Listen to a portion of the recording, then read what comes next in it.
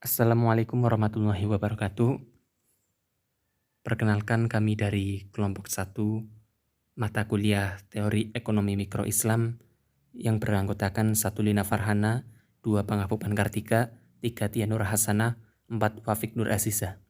Di sini kami akan sedikit mempresentasikan hasil diskusi kelompok kami yaitu tentang analisis asas-asas dalam ekonomi Islam.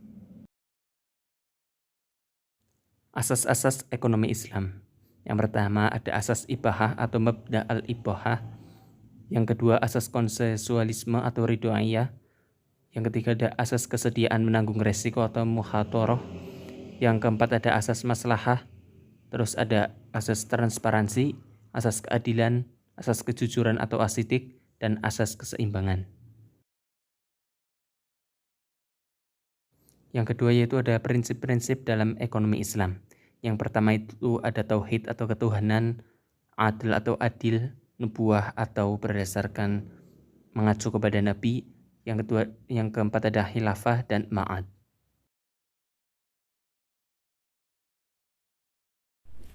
Selanjutnya, prinsip-prinsip mendasar dalam ekonomi Islam mencangkup antara lain yaitu yang pertama, landasan utama yang harus dijadikan pegangan bagi seseorang khususnya dalam dunia perekonomian adalah iman. Menegakkan akal pada landasan iman, bukan iman yang harus didasarkan pada akal atau pikiran. Jangan biarkan akal atau pikiran terlepas dari landasan iman. Yang kedua, prinsip persaudaraan atau kekeluargaan juga menjadi tolak ukur. Tujuan ekonomi Islam menciptakan manusia yang aman dan sejahtera. Ekonomi Islam mengajarkan manusia untuk bekerja sama dan saling tolong-menolong. Yang ketiga, ekonomi Islam memerintahkan kita untuk bekerja keras, karena bekerja adalah sebagai ibadah. Bekerja dan berusaha merupakan fitrah dan watak manusia untuk mewujudkan kehidupan yang baik, sejahtera, dan makmur di bumi ini. Yang keempat, prinsip keadilan sosial dalam distribusi hak milik seseorang juga merupakan asas tatanan ekonomi Islam. Penghasilan dan kekayaan yang dimiliki seseorang dalam ekonomi Islam bukanlah hak milik mutlak, tetapi sebagian hak masyarakat, yaitu antara lain dalam bentuk zakat, sedekah, infak, dan sebagainya. Dan yang terakhir, prinsip jaminan sosial yang menjamin kekayaan masyarakat muslim dengan landasan tegaknya keadilan. Selanjutnya yaitu C. Ciri-ciri dasar ekonomi Islam. Terdiri dari yang pertama, bersumber dari ilahiyah, yaitu sumber awal ekonomi Islam merupakan bagian dari muamalah, berbeda dengan sumber sistem ekonomi lainnya karena merupakan peraturan dari Allah. Yang kedua, unsur pertengahan dan berimbang. Ekonomi Islam memadukan kepentingan pribadi dan kemaslahatan masyarakat dalam bentuk yang berimbang. Yang ketiga, ekonomi berkecukupan dan berkeadilan. Ekonomi Islam memiliki kelebihan dengan menjadikan manusia sebagai fokus perhatian. Manusia diposisikan sebagai pengganti Allah di bumi ini, untuk memakmurkannya dan tidak hanya untuk mengeksplorasi kekayaan dan memanfaatkannya. Ekonomi ini ditujukan untuk memenuhi dan mencukupi kebutuhan manusia. Hal ini berbeda dengan ekonomi kapitalis dan sosialis, di mana fokusnya perhatiannya adalah kekayaan. Yang keempat adalah ekonomi pertumbuhan dan keberkahan. Ekonomi Islam memiliki kelebihan dari sistem lain, yaitu beroperasi atas dasar pertumbuhan dan investasi harta secara legal, agar tidak berhenti dari rotasinya dalam kehidupan sebagai bagian dari meditasi, jaminan kebutuhan pokok bagi manusia.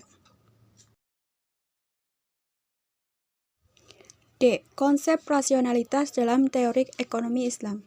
Rasionalitas adalah suatu konsekuensi atas dasar faktor ekonomi dan agama, di mana faktor utama menjadi landasan dasar dalam pembahasan mengenai perkembangan kapitalis. Prinsip-prinsip rasionalitas. Kelengkapan atau completeness. Prinsip ini mengatakan bahwa setiap individu selalu dapat menentukan keadaan mana yang lebih disukainya di antara dua keadaan. Bila A dan B merupakan dua keadaan yang berbeda, maka individu selalu dapat menentukan secara tepat satu di antara kemungkinan. Yang kedua, transivitas atau transivity. Prinsip ini merupakan mengenai konsistensi seseorang dalam menentukan dan memutuskan pilihannya. bila dihadapkan oleh beberapa alternatif pilihan produk, di mana jika seseorang individu mengatakan bahwa produk A lebih disukai daripada produk B, dan produk B lebih disukai daripada produk C, maka ia pasti akan mengatakan bahwa produk A lebih disukai daripada produk C. Prinsip ini sebenarnya untuk memastikan adanya konsistensi internal di dalam diri individu dalam hal pengambilan keputusan. Hal ini menunjukkan bahwa pada setiap alternatif pilihan, seorang individu akan selalu konsisten dalam menentukan preferensinya atas suatu produk dibandingkan dengan produk lain. Yang selanjutnya adalah kesinambungan atau continuity. Prinsip ini menjelaskan bahwa jika seseorang individu mengatakan produk A lebih disukai daripada produk B, maka setiap keadaan yang mendekati produk A pasti akan lebih disukai daripada produk B. Yang keempat, lebih banyak selalu lebih baik, atau the more is always the better. Prinsip ini menjelaskan bahwa jumlah kepuasan akan meningkat jika individu mengkonsumsi lebih banyak barang atau produk tersebut. Hal ini bisa dijelaskan dengan kurva kepuasan konsumen. Dalam ilmu ekonomi, hal ini dikenal dengan kurva indifferent atau indifferent curve, yang semakin meningkat akan memberikan kepuasan yang lebih baik. Rasionalitas dalam perilaku konsumsi secara perspektif Islam sebagai berikut. 1. Perilaku konsumsi dikatakan rasional apabila dilakukan sesuai dengan kebutuhan dan kemampuan. Sebagaimana dalam Al-Quran surat Al-Isra ayat 29 yang artinya, dan janganlah kamu jadikan tanganmu terbelenggu pada lehermu, dan janganlah kamu terlalu mengulurkannya karena itu kami menjadi tercela dan menyesal. 2. Perilaku konsumsi dapat dikatakan rasional apabila tidak hanya dunia semata, namun juga untuk keperluan akhirat. Quran Surat Al-Isra ayat 26 yang artinya, dan berikanlah kepada keluarga-keluarga yang dekat akan haknya, kepada orang miskin dan orang yang dalam perjalanan, dan janganlah kamu menghamburkan hartamu secara boros. 3. Perilaku konsumsi dikatakan rasional karena memiliki tingkat konsumsi yang lebih kecil karena terkait pada kehalalan. Umat muslim hanya diperbolehkan mengkonsumsi hal-hal yang bersifat halal dan thoyyib. Quran Surat Al-Baqarah ayat 173 yang artinya, sesungguhnya Allah hanya mengharamkan bagimu bangkai, darah, daging babi, dan binatang yang ketika disembelih disebut nama selain Allah. Tetapi barang siapa dalam keadaan terpaksa memakannya, sedang dia tidak menginginkannya, dan dia tidak pula melampaui batas, maka tidak ada dosa baginya. Sesungguhnya Allah Maha Pengampun lagi Maha Penyayang. 4. Perilaku konsumsi dikatakan rasional apabila seseorang tidak menimbun hartanya dalam bentuk kekayaan, namun melakukan investasi dalam rangka meningkatkan pertumbuhan ekonomi.